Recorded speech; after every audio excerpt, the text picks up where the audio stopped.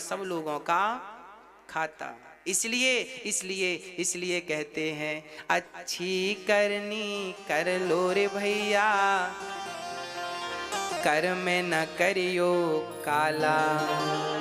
लाख आंख से देख रहा है तुझे देखने वाला, सच की खेती कर लो चतुर नर, समय गुजरता जाता मेरे मालिक की दुकान में सब लोगों का खाता।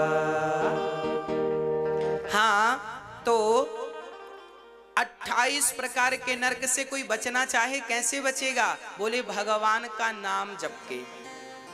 कोई कितना भी बड़ा पापी है, यदि भगवान का नाम जपता है तो उससे निश्चित मानिए उसकी मुक्ति हो जाएगी, उसका उद्धार हो जाएगा। इसलिए हम आपसे कहा करते हैं कि काम करते रहा करो और मन में नाम जपते रहा करो। श्रीमन नारायण नारायण नारायण, श्री कृष्ण श्री कृष्ण श्री कृष्ण, जय सीताराम सीताराम सीताराम सीताराम, राम राम राम राम राम राम, हरे कृष्ण कृष्ण कृष्ण। काम करते रहो और नाम ही हमें भव सागर से पार लगाएगा। केवल नाम एक आश्रय। अजामिल नाम के एक पंडित जी थे, सुनिएगा। अजामिल नाम के एक पंडित जी थे। ये पंडित जी बड़े विद्वान थे, पर एक वैश्या से संगति कर ली और वैश्या से विवाह कर लिया तो सदाचार नष्ट हो गए। दास्याः संसर्ग दूषिता, कान्य कुब्जे दुजः कश्चित दासी पति रजामिलः, नामना नष्ट सदाचारो दास्याः संसर्ग दूषिता। एक अजामिल नाम के ब्राह्मण ने एक दासी से विवाह कर लिया और सदाचार नष्ट हो गया। देखिए, विवाह कहाँ करने चाहिए? अपने अपने वर्ग में विवाह करना चाहिए। ब्राह्मण को ब्राह्मण के साथ, क्षत्रिय को क्षत्रिय के साथ, वैश्य को वैश्य के साथ, शूद्र को शूद्र के साथ। ये जो व्यवस्थाएं विवाहों की बनी है, इन व्यवस्थाओं में ही रहना चाहिए। इन व्यवस्थाओं का उल्लंघन नहीं करना चाहिए कि अब लड़की किसी जात की है, लड़का किसी जात का और विवाह कर लिया, फिर वो संतान जो होगी वो वर्णशंकरी संतान होगी। लड़का कोई और लड़की कोई और, शादी हो गई, बच्चा हुआ, उसे वर्णशंकरी कहते हैं। ऐसे से वर्णशंकरता फैलती है। हमारे यहाँ बड़ी व्यवस्थाएं बनी हैं शास्त्रों में, कहाँ विवाह हो कहाँ ना हो। हमारे यहाँ विवाह के टाइम पे ना बहुत कुछ देखा जाता है। माँ बाप देखते हैं लड़का योग्य है कि नहीं। यहाँ तक कि हमारे यहाँ समगोत्र में भी विवाह नहीं होता। जरा समझाइएगा हमें, आपके यहाँ समगोत्र में विवाह होता है कि नहीं? लड़की का भी वही गोत्र है और लड़के का भी वही गोत्र है तो विवाह नहीं होगा। कितनी मर्यादाएं हैं, कितनी व्यवस्थाएं हमारे ऋषि मुनियों ने, हमारे बड़े बुजुर्गों ने बनाई हैं कि विवाह के पहले विचार करना चाहिए। और आजकल के पढ़े लिखे बच्चे बिल्कुल विवाह नहीं करते हैं, तो लगता प्रेम किया प्यार किया शादी कर ली। अरे प्यार भी ऐसी जगह क्यों करो कि जहां शादी करने में दिक्कत आए। प्यार वहीं करो ना जहां बढ़िया माँ बाप की राजी मर्जी से कहें कि हाँ ठीक है विवाह कर देते। किसी को ना आपको दिक्कत होना, उनको दिक्कत तुझसे, शादी विवाह में बहुत विचार करना चाहिए। आज हमारे भारत में हमारे नौजवान बच्चे बिल्कुल विचारशील नहीं, जो मन आया वो कर लेते। बिना विचार का जीवन हो गया, बिना संस्कार का जीवन हो गया, बिना आचरण का जीवन हो गया। ये शोभनीय नहीं, तुझसे शोभा नहीं देता। क्या मैं याद रखिएगा, सोचूं हमारा भारत ऋषि मुनियों की रिसर्च से तैयार हुआ है। तेरे नाम हमारे यहाँ सबका विधान है, सबकी विधि। विवाह कितना सुंदर है। आप सुंदर संतान चाहते हैं, विवाह की रस्म भी तो सुंदर होनी चाहिए। अरे विवाह राजी मर्जी से होता है, चोरों की तरह नहीं होता। आजकल लड़कियां भाग जाती हैं चोरों की। अरे महारानी बन के जाओ ना, चोरनी बन के क्यों भाग रही होता है? तुझको महारानी बन के तो तब जाओगी ना जब 100 लोग बारात लेकर आएंगे। सांझ से जाओ। हाँ, लड़का बारात लेकर आता है ना, याद रखना लड़की की इज्जत लड़के 1000 गुना ज्यादा होती है।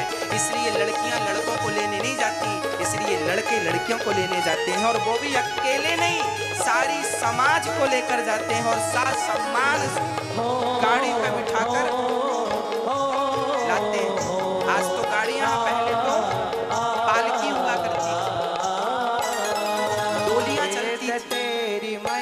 एक लड़की शादी करके इज्जत से घर आती है, जो लड़की पालकी पर बैठकर आती है और बारात जाती है, 1000, 100 लोग, 500 लोग बाराती जाते हैं और साथ सम्मान लड़की को लाते हैं। उस लड़की की बात अलग, और ये चोर की तरफ भागी भागी फिर रही, यहाँ चलो, यहाँ चलो, वहाँ कोई देख रहा, कोई करते हैं, पापा आ जाएंगे, मम्मी आ जाएंगे, ये भागी की शादी करते हैं। ये संस्कार है आपने, ये सीखा, ये पढ़ा लिखा है। चोर की तरह जीवन क्या जियोगे, कब तक भागोगे?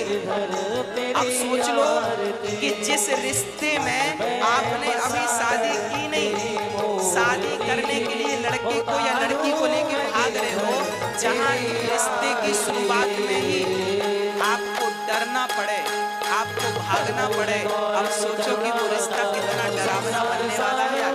जिसके फर्स्ट में ही डर था, उसके अंत में क्या होगा ये तो आप निष्कर्ष निकाल ही सकते हैं।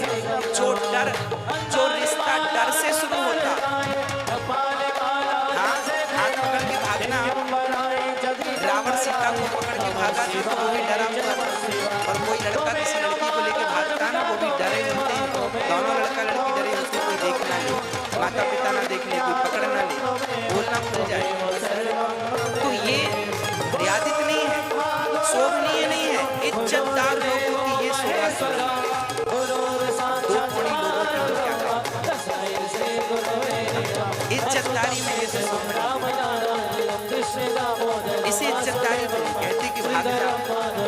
और मैं अपनी बेटियों को, अपनी बहनों को यही निवेदन करता हूँ कि आप ससुराल जाना, शान से जाना।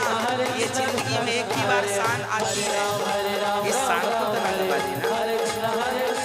एक बार ही तो मंडप मिलता है, एक बार ही तो हल्दी चढ़ती है, एक बार ही तो तेल चढ़ता है, एक बार ही तो मांग में सिंदूर समाज के बीच में भरा जाता है, एक बार ही तो गले में मंगलसूत्र संसार के सामने पहनाया जाता है। ये अच्छी रस्म जो है, इसका भी लुत्फ उठाइएगा, आनंद लीजिएगा, चोरों की तरह मत भाग जाइएगा, इसका भी आनंद लीजिए। और यही संस्कार अपने बच्चों को दीजिए, यही संस्कार है हमारे भारत में।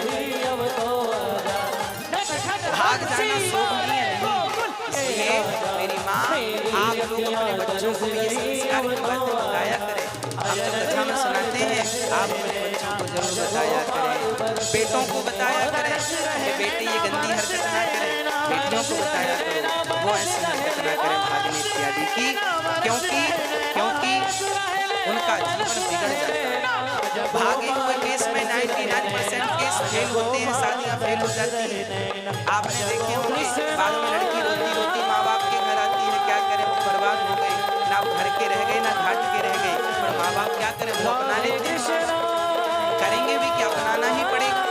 तो आप इज्जतदार बनिए। श्री अजामिल जी महाराज ने यही गलती की, एक स्त्री से संबंध कर लिया, वो वैश्या थी जिससे विवाह किया, और सदाचार, उनकी पूजा भक्ति शक्ति सब नष्ट हो गई।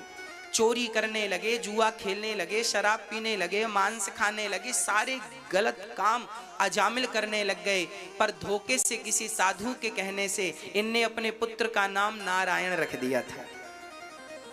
10 बेटे थे, 10वें का नाम रखा नारायण। और जब नारायण नाम रखा तो परिणाम, अजामिल की जब मृत्यु आई तो अजामिल अपने बेटे को पुकारते हैं, नारायण बेटा बचाओ। नारायण बुलाया था बेटे को, बेटे ने तो सुना नहीं, परम पिता परमात्मा ने सुन लिया, जाओ विमान लेकर मेरे भगत को लेकर आओ, मुझे पुकार रहा है। पार्षद गण आ गए और पार्षदों ने यमदूतों से कहा, चलो भागो यहां से। यमदूत बोले, ये पापी है, हम इसे ले जाने आए हैं।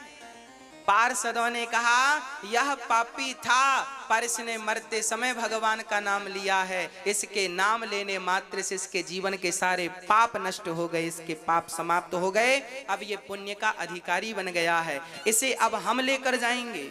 अब तो यमदूतों ने कहा महाराज आपको गलतफहमी हो रही है, इसने जीवन भर पाप किया है, ये पापी है, इसने मरते समय अपने बेटे का नाम पुकारा है। पार्षदों ने कहा इसके बेटे का नाम नारायण तो अभी से है, हमारे भगवान का नाम नारायण तो अनादि काल से है, इसलिए भगवान ने इसके सारे पाप समाप्त करके इसे मोक्ष का अधिकारी बना दिया। कितना भी बड़ा पापी क्यों ना हो, आग में कोई हाथ जानकर डालेगा, धोखे से डाले, आग जलाएगी। उसी प्रकार राम का नाम कोई जान कर ले या धोखे से ले, नाम का नाम तो कल्याणकारी है, कल्याण करके ही रहेगा, वो नाम प्रभाव नहीं छोड़ेगा। इसलिए नाम उल्टा नाम जपत जग जाना, वाल्मीकि भय ब्रह्म समाना, बधाई ले लो। खूब आनंद हुआ, उत्सव मनाया। एक रानी के बेटा हुआ था ना, बाकी रानियां जो थीं उनको बेटा, राजा की बहुत सारी पत्नियां थीं और बेटा एक को हुआ, और बाकी पत्नियों के अंदर जलन होने लगी कि राजा उससे ज्यादा प्यार करने लग गए हैं जिसको बेटा हुआ, हमको तो देखते नहीं। तब उन रानियों ने जलन के कारण उस नन्हे से बच्चे को जहर देकर के मार डाला। आज लोग इसलिए दुखी नहीं है कि हमारे घर खाने को नहीं है, दुख इस बात का है कि पड़ोसी 56 प्रकार का क्यों खा रहा है। दूसरों का उत्कर्ष देखकर, दूसरों की उन्नति देखकर लोग जले जा रहे हैं, मरे जा रहे हैं, परेशान हैं। यही इनके दुख का सबसे बड़ा रीजन है, कारण है। प्रिय भक्तों, उन रानियों ने उस बच्चे को, नन्हे से बालक को जहर देकर जो मारा, बच्चा जहर खाया, सोया, ऐसा सोया जागा ही नहीं। सुबह राजा रानी ने देखा मेरा लाल जागा नहीं, जाकर देखा तो मरा पड़ा। राजा रोने लगे, रानी विधाता को कोसने लगी, विधाता बड़ा निर्दयी है तू, अरे मारना था मुझे मार दिया होता, मेरे नन्हे से बच्चे ने तेरा क्या बिगाड़ा था। अब रानी विलाप कर ही रही थी, तभी वहां देवर्षि नारद जी आ गए। नारायण नारायण। राजा क्यों रो रहे हो?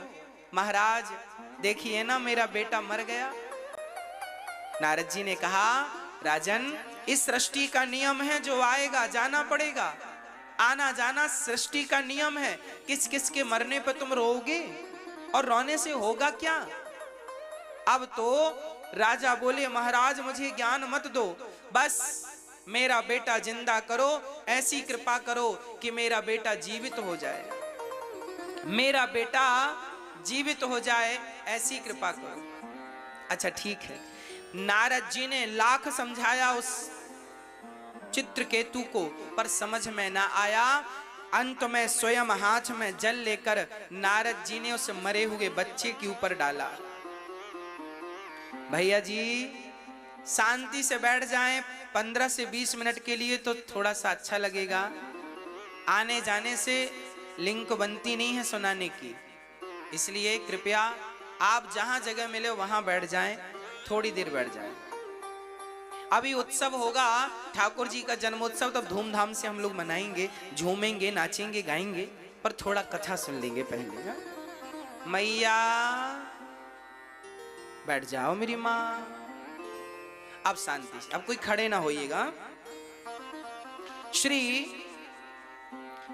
नारद जी महाराज ने जल उस मरे हुए मृत बच्चे पर छोड़ा। वो मृत बच्चा उठकर बैठ गया, खड़ा हो गया, जिंदा हो गया। राजा दौड़ पड़े, बेटा आ, तुझे अपने हृदय से लगा लूं और तुझे ढेर सारा प्यार कर लूं। उस बच्चे ने कहा खबरदार, पहले ये बताओ आप कौन हैं, आपका परिचय क्या है। पिता ने कहा कैसा बेटा है तू, अपने पिता से परिचय पूछ रहा है। मैं तेरा पिता भूल गया, मैं तेरा पिता हूं।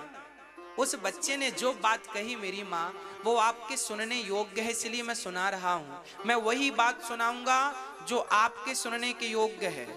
और मैं आपको बता दूं कि मेरी हर बात, कौन बनेगा करोड़पति में 7 करोड़ से ज्यादा का कोई प्रश्न नहीं है, पर मेरी हर बात यहाँ 10-10 करोड़ से कम की नहीं है, हर एक बात। इसलिए कौन बनेगा करोड़पति, ध्यान से सुनते हो ना, ये भी ध्यान से सुनो। वहां 7 करोड़ जीत जाओगे तो संसार का सुख मिलेगा, और मेरी एक बात पर अमल कर लोगे तो इस लोक से लेके उस लोक तक सुख मिलेगा। इसलिए हर बात 10 करोड़ की है, और मैं ये कहीं कहूं कि अनमोल है तो ज्यादा अच्छी बात हो जाएगी, पर फिर भी आपके सामने मैंने कीमत रखी। हर बात 10 करोड़ की है, इसलिए हर बात को सुनना है, क्योंकि हर बार आपको 10 करोड़ मिलने वाले हैं। राजन, उस बच्चे ने कहा, पिताजी आप किस जन्म के पिता हैं? अरे मैं तेरा पिता हूं, इसी जन्म का। उस बच्चे ने कहा, पिताजी कितनी बार मेरा जन्म हुआ और कितनी बार आपका जन्म हुआ, किस जन्म का रिश्ता रखते हो? पिछले जन्म में मैं भिखारी था, तो मेरे द्वारा आपका और मेरा कोई हिसाब बाकी रह गया था, वो चुकाने आया था। क्या हिसाब बेटा? तब उस बच्चे ने कहा, पिताजी मैं पिछले जन्म में भिखारी था और आपके घर भीख मांगने आया था, तो आपने मुझे गेहूं का आटा और साथ में गाय का सूखा हुआ गोबर, ओपले, कंडे आपने मुझे दिए।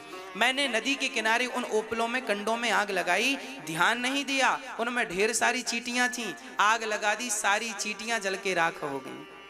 और मैंने उसी आग से 5 रोटियां, जो आपने गेहूं का आटा दिया था उसको मैंने गूंथ कर रोटियां बनाई, तो 5 रोटियां बनी। मैंने पिछले जन्म में आपकी 5 रोटियां खाई थी, सो आपका इस जन्म में 5 वर्ष तक आपका बेटा बनके मैंने 5 रोटियों का हिसाब चुकाया है।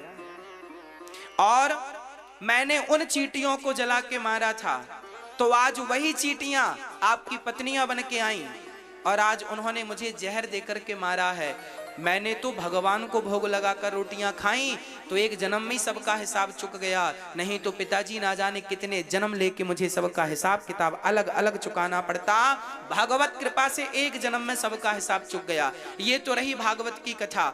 अब ये कथा व्यास जी ने इस भागवत में क्यों रखी है? इस कथा से हमें और आपको क्या मैसेज मिलता है, क्या शिक्षा मिलती है? इस कथा को सुनने और सुनाने से हमारा क्या फायदा है? आओ हम अपने फायदे की बात करें। ये हमारे लिए एक मैसेज है। जो हम लोग कहते रहते हैं ना, ये मेरा बेटा है, ये मेरी बेटी है, आप बहुत ध्यान से सुनिएगा, गंभीर होकर सुनिएगा। इस दुनिया में कोई किसी का नहीं है। हाँ, ये जो पत्नी है, पुत्र है, परिवार है, ये जो हमारे रिश्ते हैं, ये सब पिछले जन्म का हिसाब किताब चुकाने आए हैं सब लोग। जिस दिन जिसका हिसाब चुकेगा उस दिन उसकी छुट्टी। अच्छा ये बताओ, मैं आपके नगर में आया हूं कितने दिन के लिए?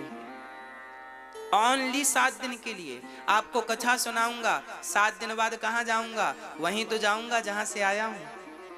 हाँ, बस मैं 7 दिन केवल आपको कथा सुनाने आया हूं, अपना कर्तव्य पूरा करने आया हूं, पूरा करूंगा, वहीं चला जाऊंगा जहां से आया हूं। उसी तरह आप और हम इस संसार में कोई 25 साल, कोई 50 साल, कोई 100 साल के लिए आए हैं, कुछ कर्म करने, अपने अपने काम लेकर। जिस दिन वो काम पूरे हो जाएंगे उस दिन, जैसे मैं 7 दिन बाद वापसी, ऐसे आप और हमारी भी वापसी हो जाएगी, रियल वाली।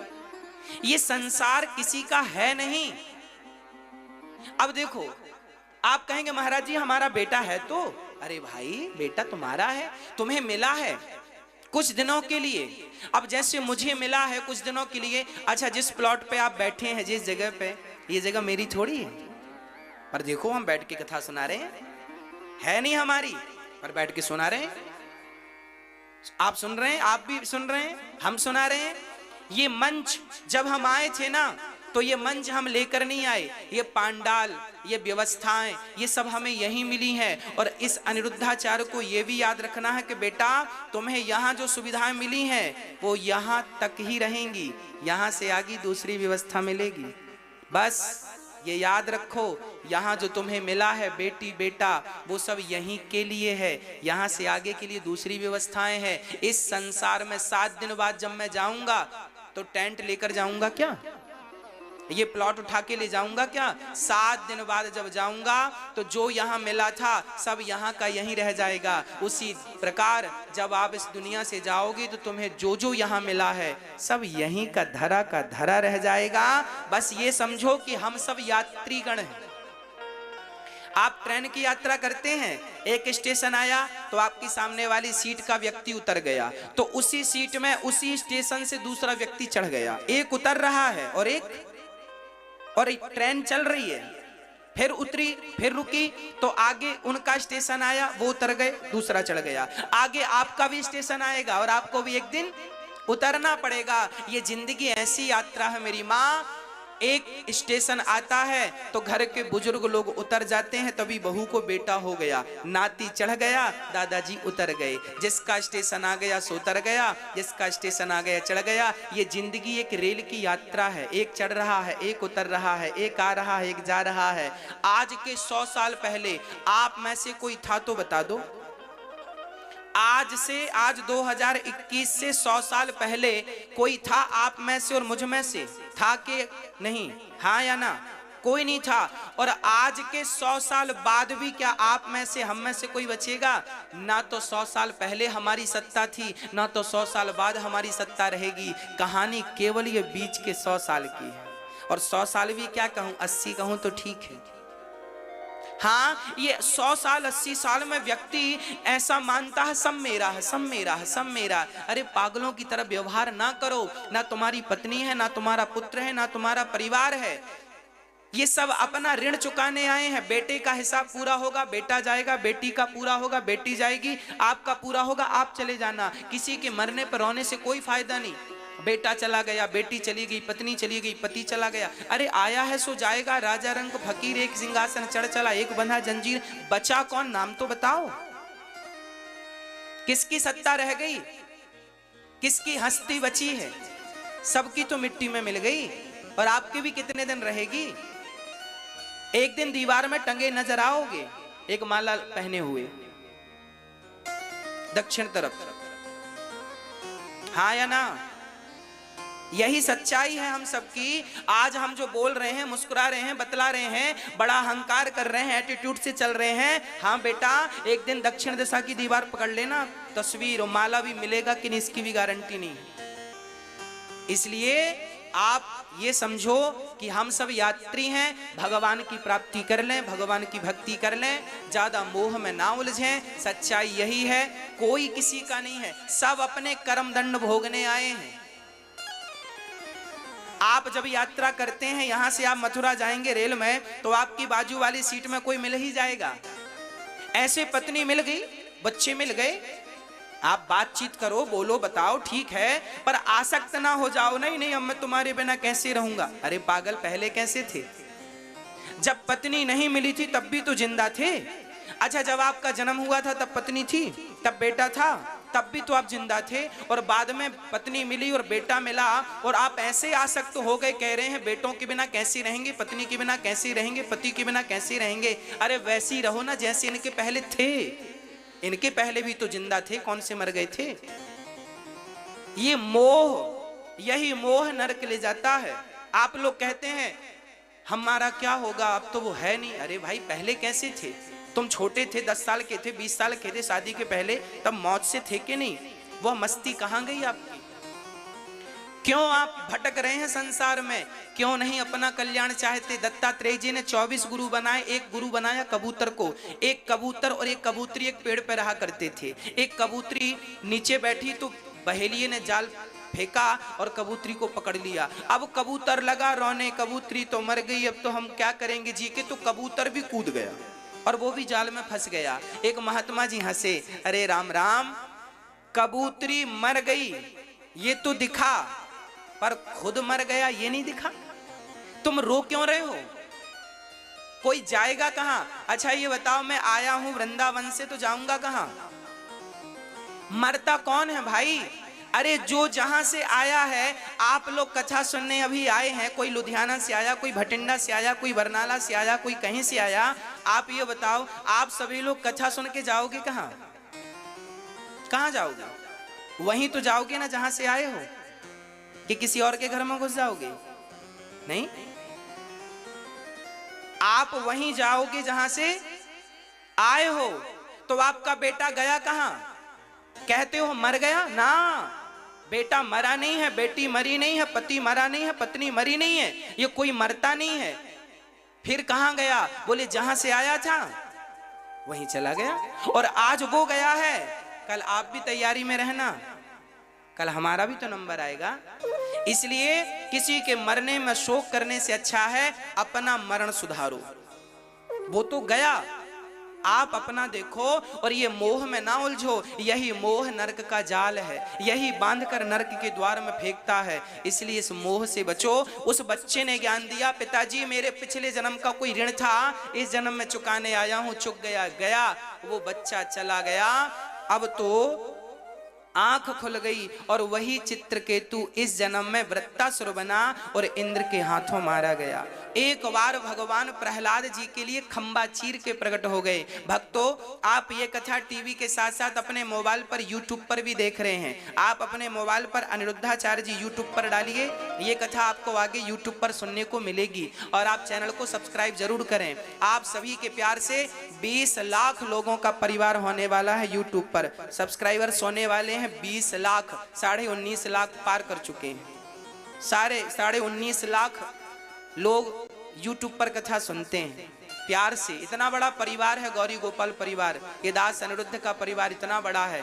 20 लाख लोग जुड़े हैं केवल यूट्यूब से। आप भी चैनल को सब्सक्राइब करें और आप भी हमारे परिवार में जुड़ जाएं और औरों को भी प्रेरित करें, प्रोत्साहित करें, ताकि और लोग भी कथा से जुड़ें। अब एक बार भगवान प्रहलाद जैसे भक्त के लिए आ गए। एक हिरण्यकश्यपु नाम का दुष्ट था, अपने बच्चे को बहुत सताता था। क्यों सताता था? केवल इसलिए कि वो भगवान का नाम जपता था, नारायण नारायण जपता रहता था। तो प्रहलाद जी के पिता ने कहा कि इसे फेंक दो पहाड़ से। पहाड़ से ले जाकर फेंका तो स्वयं भगवान का नाम प्रहलाद जी विश्वास से जपते रहे। अच्छा, प्रहलाद जी से एक चीज सीखनी चाहिए कि कितनी भी जीवन में विडंबना आवे, विषम परिस्थिति आवे, पर अपने भगवान पर विश्वास बनाए रखिएगा। यदि विश्वास डगमगाया तो नुकसान होगा, और यदि विश्वास नहीं चूका, विश्वास नहीं डिगा, तो आपका बाल भी बांका नहीं होगा। प्रहलाद जी को पहाड़ से फेंका हिरण्यकश्यपु ने, पर विश्वास था कि भगवान बचाने वाले हैं और पिताजी मारने वाले हैं। देखता हूं कि आज जीत भगवान की होती है कि पिताजी की होती है। तो जीत भगवान की हुई। भगवान ने प्रकट होकर प्रहलाद को गोद में धारण कर लिया और नीचे उतार दिया। प्रहलाद को बचा हुआ देखकर हिरण्यकश्यपु दंग रह गया। इसे मैंने पहाड़ से फेंका या फिर? तब होलिका नाम की बहन थी हिरण्यकश्यपु की सगी, उसे ब्रह्मा जी ने वरदान दिया था तुम्हें आग जलाएगी नहीं, तो वो होलिका गोद में लेकर बैठ गई। अच्छा, वरदान इसलिए मिला था कि कोई जल रहा हो तो तुम उसे पकड़कर निकाल लो, मदद करने के लिए दिया था वरदान, पर वो तो दुरुपयोग करने लग गई। अब ले लेके बैठने लग गई गोद में। अब भगवान ने कहा वरदान का दुरुपयोग करोगी तो वही वरदान तुम्हें जलाकर भस्म करेगा, और वही वरदान होलिका जलकर राख हो गई। प्रहलाद का बाल भी बांका नहीं हुआ। देखिए भक्ति की शक्ति, जब आपका विश्वास अपने इष्ट में इतना प्रबल होता है तो आग भी आपका बाल भी बांका नहीं कर सकती, आग भी शीतल हो जाती है उन भक्तों के लिए जो भगवान की शरणागति ग्रहण कर लेते हैं। प्रभु मैं आपका और आप मेरे, मैं तीसरे को जानता ही नहीं। तब हिरण्यकश्यपु ने पढ़ने के लिए भेज दिया, जाओ संडा मर्क के यहाँ पढ़ने भेजा। और जब प्रहलाद जी पढ़कर आए तो हिरण्यकश्यपु ने पूछा तुमने कौन सी विद्या पढ़ी? तब प्रहलाद जी ने नवधा भक्ति सुना दी। श्रवणम कीर्तनम विष्णु स्मरणम पाद सेवनम अर्चनम वंदनम दास्यम सख्यमात्म निवेदनम। पहली भक्ति है श्रवणम। भक्ति कितने प्रकार की होती हैं भैया जी? भक्ति कितने प्रकार की होती हैं? बताओ भक्ति कितने प्रकार की होती हैं? आप बताइए कितने प्रकार की होती हैं? अरे हमें तो लगा आपको पता होगा। भैया आप बताओ। हाँ, हमारी माताएं सब जानती हैं। भक्ति होती है 9 प्रकार की। कौन कौन सी? पहली भक्ति है श्रवणम, कथा सुनना। आप क्या कर रहे हैं? पहली भक्ति कर रहे हैं। दूसरी भक्ति है कीर्तनम, कीर्तन किया करो अपने घर में आधा घंटा रोज, सीताराम सीताराम सीताराम, राधे श्याम श्रीमन नारायण, हरे कृष्ण। कोई एक कीर्तन पकड़ लो और रोज कीर्तन करना चाहिए। एक मैया बोली गुरुजी हमें कोई ऐसा मंत्र बताओ कि हमारा दुख दूर हो जाए। तो हमने कहा जाओ राधे श्याम। बोला नहीं महाराज जी कुछ और बताओ। हमने कहा कुएं में कूद जाओ, सबसे बढ़िया सारे दुखों से मुक्ति। अरे महाराज जी कुआं में कूदा रहे हो। हमने कहा जब हमने कहा राधे श्याम जपा करो तो तुम तो विश्वास नहीं किया तुमने, और मंत्र बताओ। अरे राधे श्याम से भी बड़ा कोई मंत्र है, सीताराम से भी बड़ा कोई मंत्र है, श्रीमन नारायण से भी बड़ा कोई मंत्र है। अरे विश्वास करोगे तब तो ये मंत्र कारगर सिद्ध होगा। राम नाम में क्या करना पड़ेगा? बोलो, राम नाम में क्या करना पड़ेगा? विश्वास। यदि विश्वास है तो ये नाम सफल होगा, यदि विश्वास नहीं है तो इस नाम का कोई मूल्य नहीं। चलो मैं आपको विश्वास पर एक बात सुनाता हूं। एक गुरुजी से चेले ने कहा कि गुरुजी ये राम नाम जपने से क्या होगा, इसका क्या मूल्य है, राम नाम का क्या मूल्य है, कृष्ण नाम का क्या मूल्य है? तब गुरुजी ने कहा जा। गुरुजी ने एक पत्थर दिया चेले को, कहा जा इसकी बाजार में कीमत पूछ के आ, बेचना मत, बस पूछना कि इसकी मार्केट में कीमत क्या है। हाँ अब ध्यान से सुनिएगा, बैठ जाइए शांति से। अभी थोड़ी ही देर में हम जन्मोत्सव का दर्शन करेंगे। आपको जल्दी तो नहीं है? हाँ अच्छा ठीक, फिर ठीक है। आपको जल्दी नहीं है तो फिर हमें भी जल्दी नहीं है। अच्छा सुनिए, एक गुरुजी ने चेले को एक पत्थर दिया और कहा जाओ इस पत्थर की कीमत पूछ के आओ, मार्केट में क्या होगी। तो चेला गया और सब्जी वाली की दुकान में पूछा, भैया सब्जी वाले ये इसकी क्या कीमत दोगे, इसका मूल्य क्या दोगे हमें? सब्जी वाले ने कहा पागल, पत्थर उठा के ले आया, पत्थर का भी कोई मूल्य होता है? चल हम तुझे आधा किलो टमाटर दे देंगे, हमारे तौलने के काम आएगा पत्थर, यदि तुझे चाहिए। सब्जी वाले ने उसकी कीमत लगाई आधा किलो टमाटर, ठीक है। अब वो वहां से उठा तो वो पत्थर लेके गया एक स्टील वाले की दुकान में। भाई इसकी क्या कीमत दोगे? स्टील वाला बोला भाई ये तो पत्थर है, इसकी क्या कीमत है, पर तुम्हें जरूरत है तो मैं आधा किलो स्टील दे दूंगा, ले जाओ। अरे आधा किलो स्टील नहीं, हमें बेचना नहीं है। वहां एक वैश्या थी, उस वैश्या के पास गया चेला, देखो देवी इसकी कीमत क्या होगी? वैश्या ने कहा इसकी कीमत हम क्या जाने, इसकी कीमत तो कोई जौहरी बताएगा, हम तो इसकी कीमत जानती ही नहीं, हमारा ये काम ही नहीं है, हमारा तो काम ही अलग है। वो वहां से गया, सारी बाजार में सबसे पूछा, आखिरी में एक बढ़िया जौहरी के पास गया और कहा भैया ये बताओ इसकी कीमत क्या होगी। जौहरी ने बहुत चश्मा लगा लगा के देखा, यहां वहां घुमा फिरा के देखा, उसने कहा भैया इसकी कोई कीमत ही नहीं, इस पूरी दुनिया में इसकी कीमत आंकने वाला कोई पैदा नहीं हुआ, ये अनमोल रत्न है। तुम्हारे पास कहां से आया? बोले हमारे गुरुजी ने दिया। जरूर किसी राजा ने गुरुजी को सम्मान में दिया होगा। ये वेश कीमती वो मणि है, वो रत्न है जिसकी किसी के पास कोई कीमत ही नहीं, ये अनमोल है। वो चेला दौड़ा दौड़ा गुरुजी के पास गया, गुरुजी ये तो अनमोल है। तब गुरुजी ने कहा बेटा ये वस्तु अनमोल है, क्या बाजार में सब लोगों ने अनमोल कहा? बोले ना, सब्जी वाले ने तो कहा आधा किलो टमाटर, स्टील वाले ने तो कहा आधा किलो स्टील, वैश्या ने कहा ये तो हम फ्री में नहीं लेंगे। और बाजार में हजारों दुकान में घूमा, 1000 दुकानों में जाने के बाद भी इसकी कीमत सही आंख की नहीं गई। इसकी सही कीमत वही आंख सका जो इसको जानता था। उसी प्रकार मेरी माँ, राम नाम ही वो हीरा है। जो कोई जौहरी हो तो उस राम नाम की कीमत को जाने। वो राम नाम अनमोल है। वो वही नाम है जो एक नाम से भवसागर पार तरा जा सकता है। पर जब कोई जौहरी हो उस राम नाम का, तब तो कीमत आके। तब कोई जौहरी ही नहीं है तो किसके सामने हम राम नाम कहें? राम नाम को भी समझने के लिए तो जौहरी चाहिए। राम क्या है?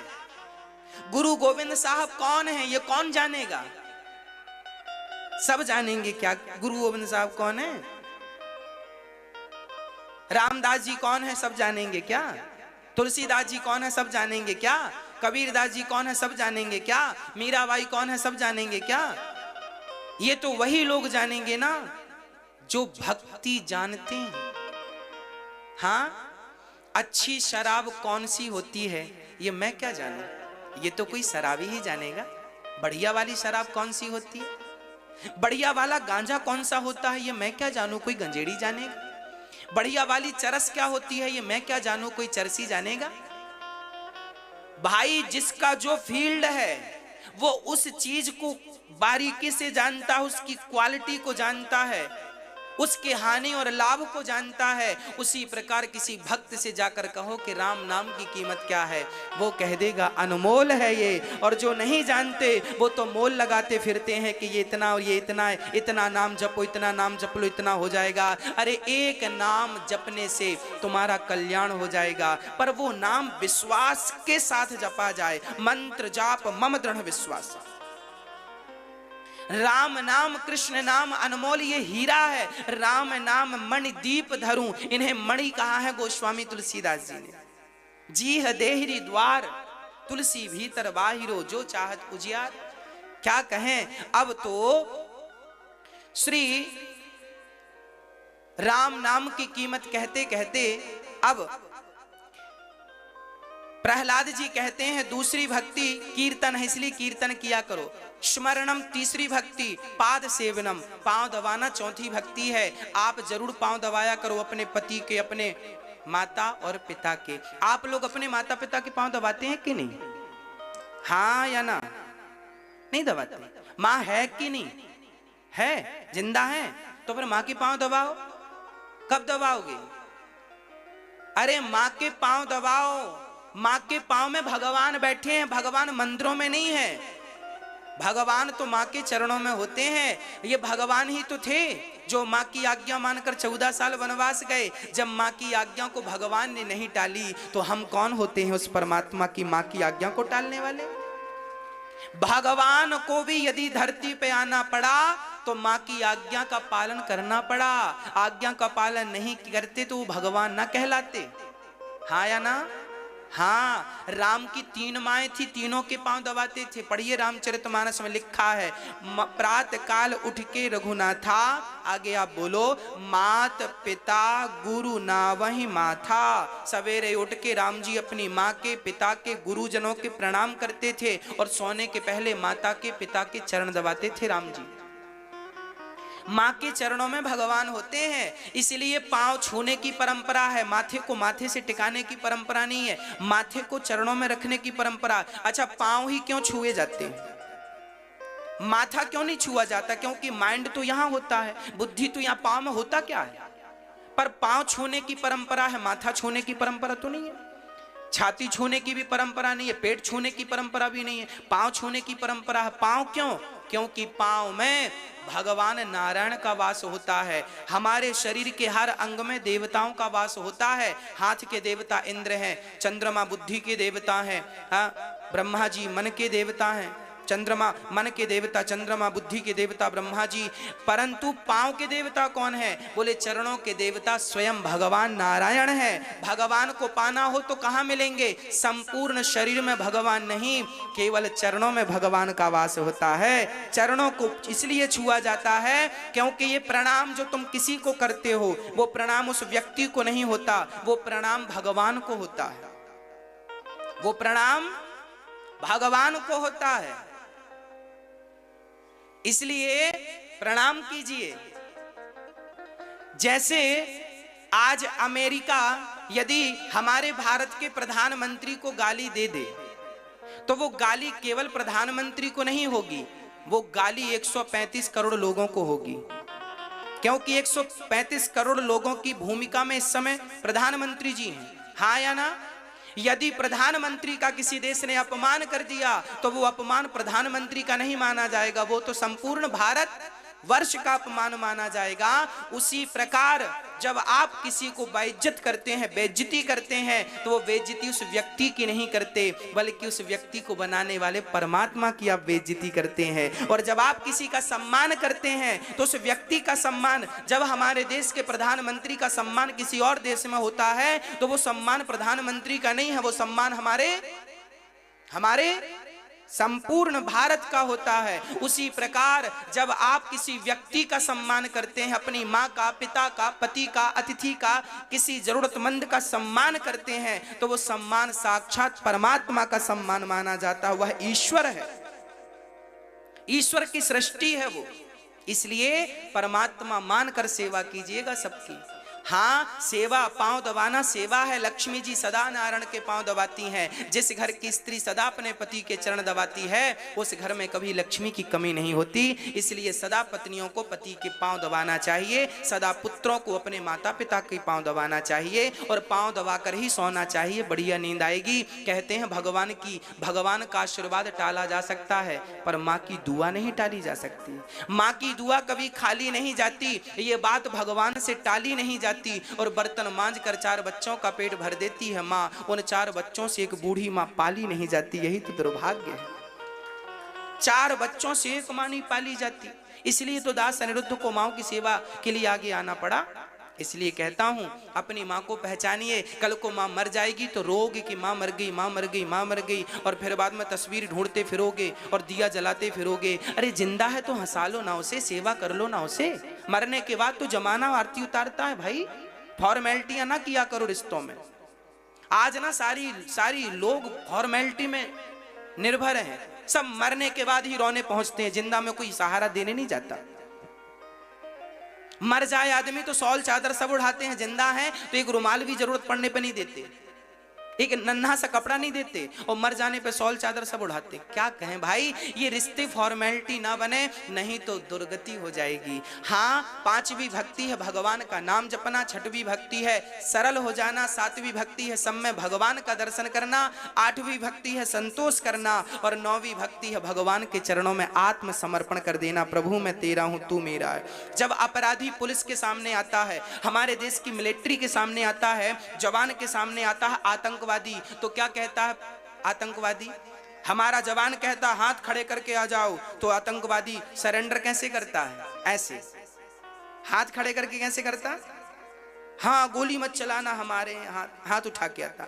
जैसे एक अपराधी हाथ उठाकर सरेंडर करता है, आप भी दोनों हाथ उठाकर भगवान के सामने सरेंडर कर दीजिए। प्रभु मैं आपकी शरण में आ रहा हूँ, आपका हो रहा हूँ, अब मुझे और किसी की शरण में जाना ना पड़े, और किसी की शरण में ना जाना पड़े, किसी के सामने ये हाथ ना फैलाने पड़े। एक बार ये हाथ भगवान के सामने फैला दो, और इस प्रार्थना से फैलाना कि प्रभु आपके बाद अब ये हाथ किसी के सामने फैलाने की जरूरत ना पड़े। समर्पण कर दो, प्रभु मैं तेरा हूं तू मेरा, बस इतना ही तो कहना है, बात खत्म हो जाएगी। जिस दिन आप समर्पण कर देंगे सारा समस्या, सारा झगड़ा खत्म हो जाएगा। पर हम कह ही नहीं पाते कि प्रभु मैं आपका हूं। प्रहलाद को उठाकर पटक दिया हिरण्यकश्यपु ने, बोल कहां है तेरा भगवान? प्रहलाद जी ने कहा इस खंबे पे भी है, यहां भी है। खंबे पर है? हाँ। एक प्रहार किया, खंबा चकनाचूर हो गया और नरसिंह भगवान प्रकट हो गए। नरसिंह भगवान ने पकड़ लिया हिरण्यकश्यपु को। कौन हो आप? नरसिंह भगवान से पूछा। नरसिंह भगवान बोले मैं तेरी मृत्यु हूं। अच्छा। हिरण्यकश्यपु बोला मैं ना दिन को मरूंगा ना रात के मरूंगा। भगवान बोले ना ये दिन है ना रात है, संध्या की बेला यही समय था, अब तो मरेगा। बोले ना इंसान से मरूंगा ना शैतान से ना जानवर से। भगवान बोले ना मैं शैतान हूं, ना जानवर हूं, ना इंसान हूं। आधा तो नर है, आधा तो सिंह है, नरसिंह हूं। ऐसा मेरे जैसा कहीं देखा है? तेरे लिए विशेष डेवलप किया है। अब तो मरेगा? बोले अभी भी नहीं मरूंगा। बोले ना अंदर मरूं ना बाहर मरूं। भगवान बोले मैं देहरी पर बैठा हूं, द्वार पर। अब तो मरेगा नहीं, ये अंदर है ना मध्य। बोले अभी भी नहीं मरूंगा। ना अस्त्र से मरूं ना शस्त्र से मरूं, ना जड़ से मरूं ना। देखिए कितना चतुर है ये हिरण्यकश्यप। कहता है ना अस्त्र से मरूं, ना शस्त्र से, ना जड़ से, ना चेतन से। जड़ अर्थात बाण, धनुष, ये सब जड़ वस्तुएं हैं। और चेतन, सुदर्शन, ब्रह्मास्त्र, ये चेतन अस्त्र हैं। तो ना जड़ अस्त्र से मरूं ना चेतन अस्त्र से मरूं। अब मारो, अब कैसे मारोगे? तब भगवान ने कहा ये नाखून ना ये जड़ है ना ये चेतन है। अच्छा, नाखून हमारे ना जड़ होते हैं ना चेतन। कैसे?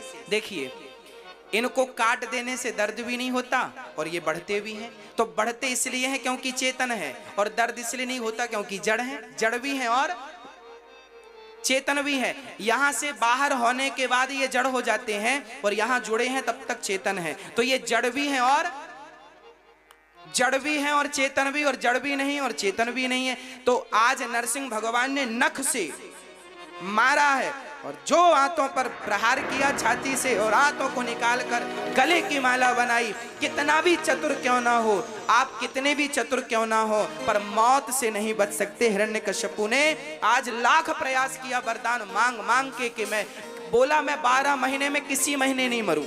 लो, भगवान बोले 13वां महीना चल रहा, पुरुषोत्तम महीना, अब तो मरेगा। बोले ब्रह्मा के बनाए किसी आदमी से नहीं मरूं। भगवान बोले ब्रह्मा को मैं बनाता हूं, ब्रह्मा मुझे नहीं बनाता, अब तो मरेगा। कितना चतुर बनेगा जीव, उस परमात्मा से चतुर हो जाएगा क्या जिसने तुम्हें बनाया।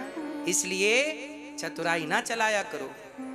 हिरण्यकश्यपु रावण जैसों की चतुराइयां धरी की धरी रह गईं। इन जैसा चतुर कौन रहा होगा। इसलिए भगवान चतुर को नहीं सरल को मिलते हैं। आज भगवान हिरण्यकश्यपु को मारकर प्रहलाद पर कृपा करते हैं और प्रहलाद जैसे भक्तों की रक्षा करते हैं। बोलिए नरसिंह भगवान की जय। एक बार भगवान ने हाथी की रक्षा करने के लिए हरि का अवतार धारण किया। समुद्र मंथन में धनवंतरी, मोहिनी, कच्छप 3 अवतार धारण किए। फिर वामन बन के आए राजा बलि के लिए। और एक बार तो भगवान राम बनकर आए दशरथ जी के यहाँ सूर्य वंश में।